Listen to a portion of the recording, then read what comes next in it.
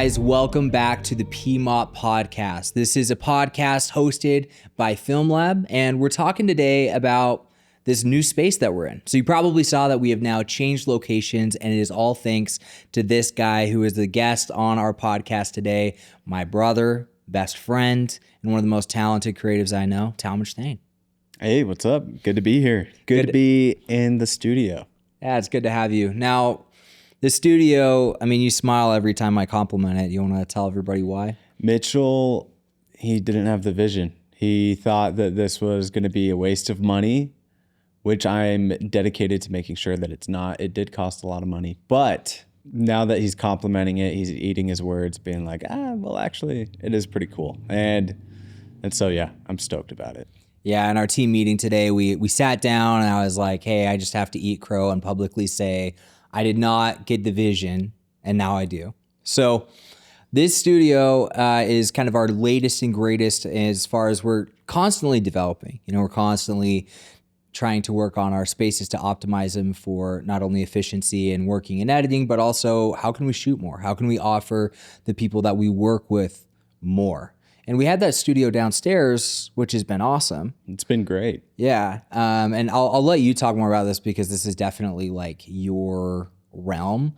But I think we felt like we needed something bigger. We needed something that was a little more modular.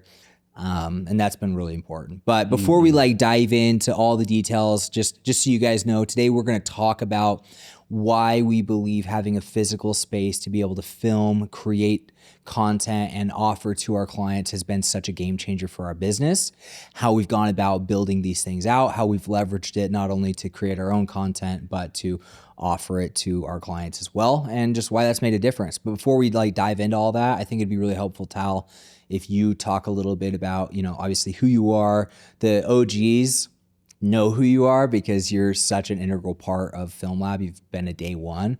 But I think kind of just reintroducing yourself and talking about what you do here. Yeah, so I'm Talmage. I am the podcast director. So back in 2019, I started getting into podcasts. I started a couple, my own, some family members, and I started doing it freelance in 2022? 2022. I came on to FilmLaab full time to build out the podcast department, and so much has happened between now and then. It's 3.5 years. 3.5 years. Just insane. And so, like Mitch said, we've had a few studios now. Our very first studio was in this building. It was a 8-foot by like 20-foot or like 15-foot room. It was tiny. It worked. That room still has the most amount of views FilmLaab has ever gotten. That like more people have seen the inside of that room than anything we've created, which is great. And then we started building out a new studio. About how long has it been? I think it's been like 2 years. Almost 2 years. Yeah. 2 years in December. We started building out a new studio down in the basement of this building. It was in the boiler room.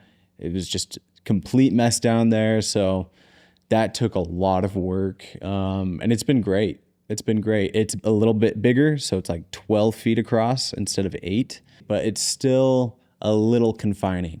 And we called it the quad, which makes you think that it can hold 4 people, which it can. It just didn't hold 4 people super comfortably. And so Mike always says, I'm the type of guy, like you give a mouse a cookie. I'm the epitome of that. And so I'm just like, we need a bigger space. We need a bigger space so that way we could have a cinematic look, even if we have 4 people on the podcast. And so we started looking at different spaces. We toyed around with a therapist space downstairs, realized it wasn't going to work because of this big pillar in the wall. And then as we started talking to all of the other businesses around here, this spot looked like it was opened up. And so we're like, hey, let's just take it. And so we got it about 5-ish months ago.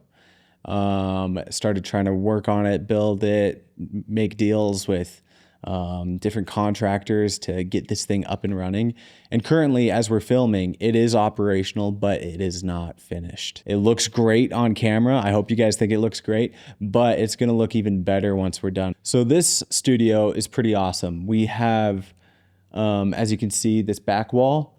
It's about 16 feet across, 10 feet high. We have to fix some of the walnut up there. We're still working with the contractor on fixing that, but it's coming together and looking so good. So that's permanent. But these side walls, the one behind me and the one behind Mitchell, these are on casters, as you can see. So we can move these around, change the look of this room, make it smaller, make it bigger.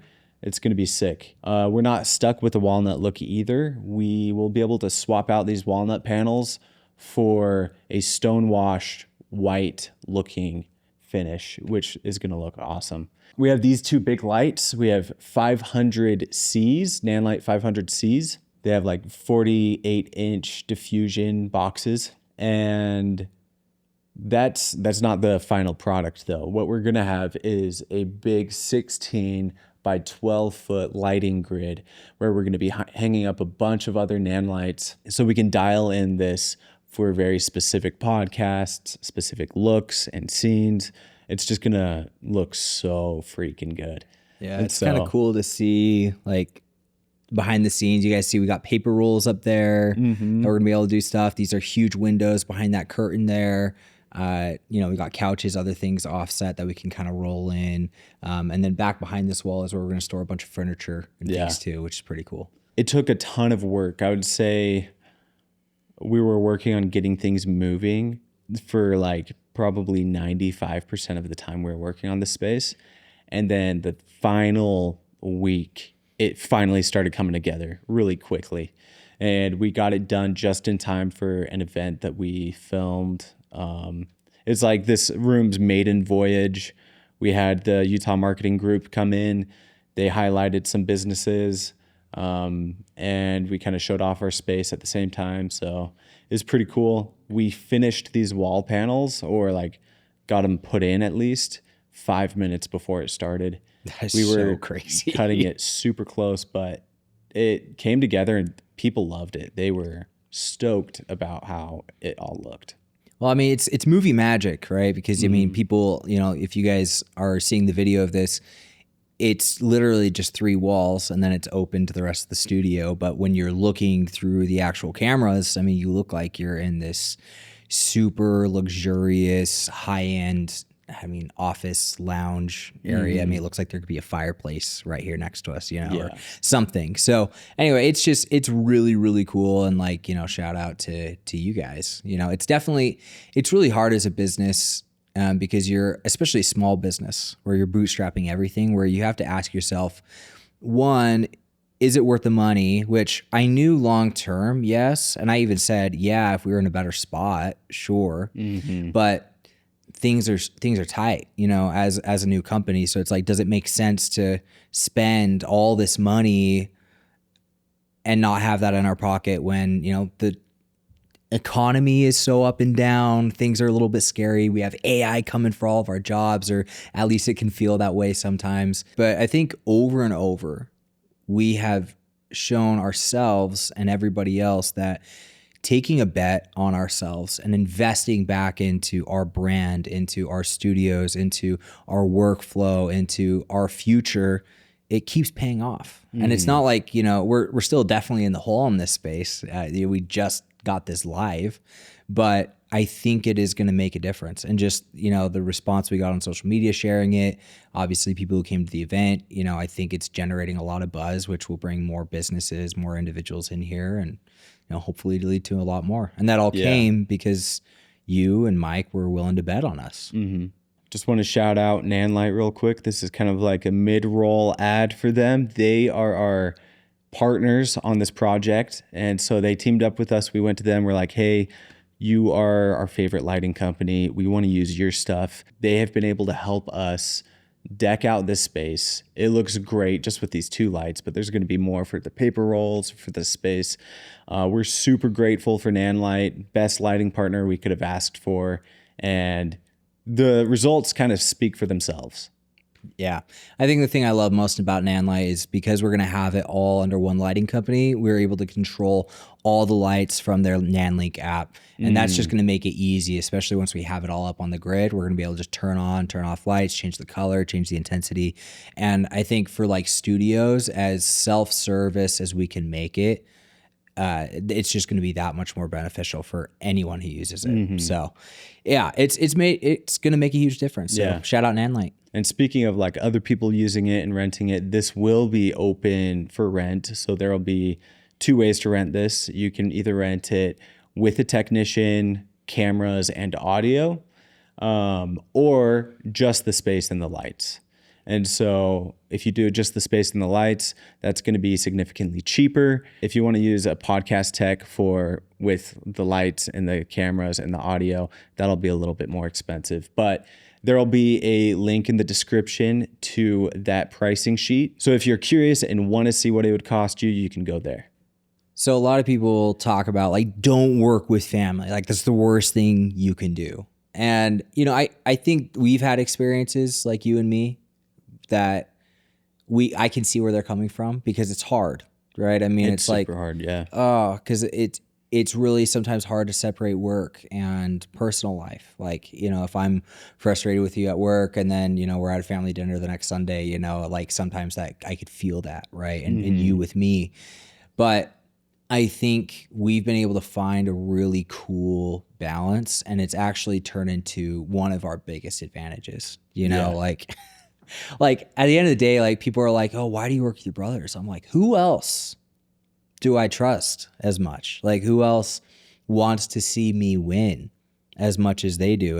And who else do I want to just scheme for and see win as well? Like, and I think there's just something beautiful about that. And, you know, I think we've all just chosen each other and our relationship over and over, which has been really cool. And I think one of the times where I really felt that and saw that was Jackson had left. You know, we were at kind of a low point as a company. Megan started going into labor, but we had a production in New York that was all lined up that I needed to be on. Like, honestly, I was the most experienced person at the time in our company. Grayson had taken his hiatus for a little bit. Dan got poached.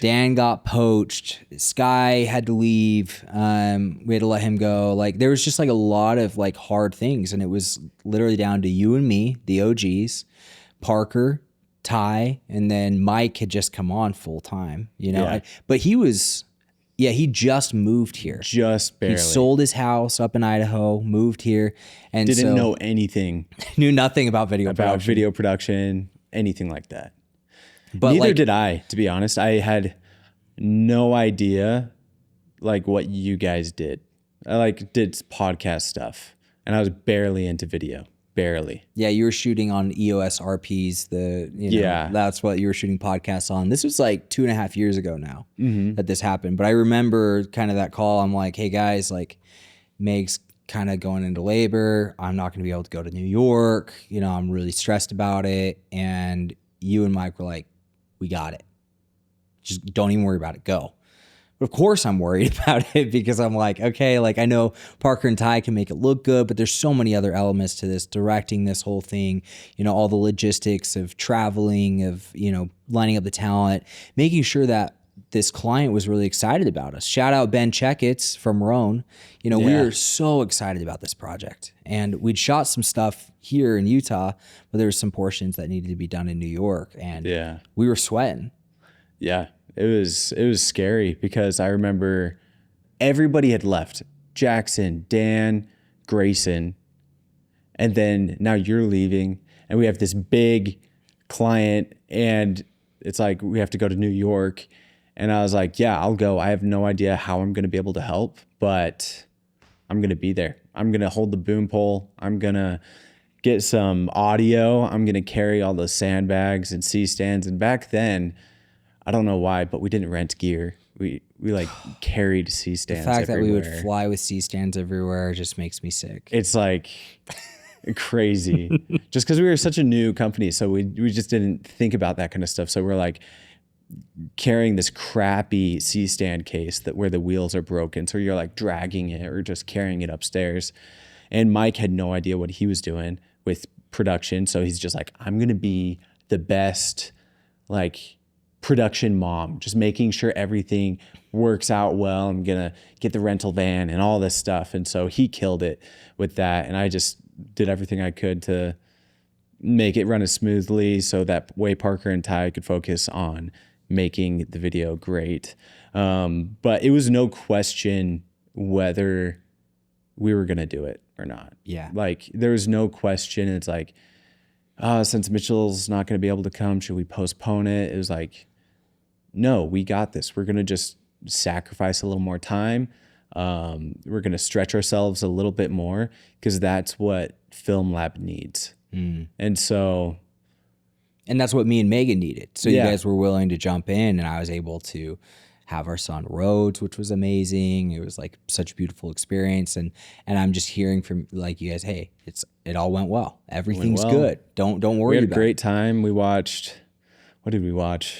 Die Hard. We watched Die Hard all together. That was so much fun. Like, yeah, that's just like peak experiences Yeah. of like, and how many of those experiences have we had where it's been our backs against the wall, where we've had to pull extra hours? I mean, most of our interactions where we get to actually hang out and talk is after 6 p.m. when everybody else After leaves. everybody else has left. And we're still here and we're still going. And there's just something beautiful about that. Mm-hmm. And that's where like I really love, the reason I'm excited about this space is this was one of those things where like most of the time I get really on board with everything. Mm-hmm. But this was one where I was like, guys, I don't know if we should spend the money right now. I don't know if this is all going to come together how we want. You know, it feels like a bit of a stretch. Mm-hmm. But it was one of those moments where I had to be like, okay, Talmage has proven over and over that he is that guy. That when he says he's going to do something, he's going to do it. He has a vision. Like you spent all the time writing out the blueprints of the space, designing it, thinking through how it could be functional and modular. And it's kind of one of those things where it's like, all right, maybe I just need to get out of the way here because you have a vision, and just trust based on years of experience of sacrifice and say, you know, Tal is somebody I'm willing to bet on, and he thinks this is a good bet, so let's just go for it. I think that's true, but at the same time, like you pushing back made my resolve to make it work so much better. Because I'm like, no, I have this vision. I'm going to make it come true. I'm going to make it work. And so I put in that extra effort that I needed. Yeah. And when I needed to push back or fight for this space, I didn't flinch as much as I would have if you were just like completely bought in. If you were just like, oh yeah, whatever, I would start to like ask myself like, is this a good idea? But the fact that you challenged me and be like, are you sure? Like, I don't know if this is a great idea. It made me go through all of the weaknesses of my current plan and improve upon it. Yeah. Which is huge. And it kind of reminds me of Matthew McConaughey. He talks about how he was going to law school and he decided he didn't want to do that anymore because he read a book, Best Salesman in History or something. It says, decide like what you want to be, what habits will get you there, and become a slave to your habits. And he decided he didn't want to become a slave to the habits that would get him to law school. He said, I want to go to film school instead. So he called his dad, who's paying for his schooling, and his dad has been hard on him from day one. And so he knew he had to like really be sure about his decision. And so when he called him up, he just said, hey dad, I don't want to go to law school. I want to go to film school. And there was a big pause. He thought his dad was going to be like, are you kidding me? No, that could be a hobby, not a job, none of that. But instead his dad just took a deep breath. I was like, are you sure that's what you want to do? He's like, yeah. He's like, okay, don't half A it. And so, and it's because he knew that his dad has pushed him to like sure up his plan before actually coming to him. And so that's what he did. And so when he went to him, he didn't hesitate with his request. And it wasn't a question like, hey, do you mind if I go to film school instead? It's like, I'm not going to go to law school. I want to go to film school. So I think that counter pressure is good. I think that supporting each other's dreams are good, and it's such a hard dance to figure out. But I think that us as brothers, me, you, Grayson, and Afton, more recently, our sister, we've been able to figure that out pretty dang well. And that's not to say that we won't run into things that are going to be super difficult, but we've gotten to a point where we trust each other, but we're still able to challenge each other. And I think that pressure has, and you said it really, really well. You're like, pressure makes diamonds, that whole thing. Mm-hmm. And it's been the hardness of this whole thing, the challenge of building a video production company in 2025. The last 4 years, it has been painful. It has been difficult. Yeah. This studio, I've lost so much hair. Yeah. Over this. I've gotten fat. Like we've gotten unhealthy. Mm-hmm. We've had to give a significant amount of sleep, mental health, sacrifice relationships even, to some degree to be able to do this. And so we're sitting in something that represents a lot of work, you know? So I don't know. I think it's beautiful. And obviously, guys, we don't want to get too long-winded about this, but I think it's important to take a moment, to talk about how far we've come, some of the lessons we've learned and the things we've experienced. And now working with you is one of my favorite parts of the job. Mm-hmm. So I think that's pretty cool. Yeah, it is. Well, guys, anyway, thanks for tuning in, letting me and Tal rant a little bit about some of the learnings, some of the experiences that we've had, not only building the studio in the space, but just collectively coming together and trying to make something. And if you right now in your career, creatively, as an entrepreneur, whatever it may be, if you're experiencing resistance, if you're experiencing pressure, that's probably a good thing. That probably means you've gone further than most people have or will. And if you keep going, your competition's only going to continue to fall off to the wayside because they will give up. And if you're willing to stick through it, through those hard times, you're going to come out the other side and you're going to win. And we've all seen the meme of the prospector who digs and digs and digs and then quits right before he gets to the gold. And we're not going to be those guys. Mm-mm. We're going to outlast everybody else. Yeah. And I love doing it with you. Mm-hmm. It's fun. It's a good journey. It is. Thanks for having me on. Of course. Yeah. Well, guys, hope you appreciated that. We'll see you in the next one.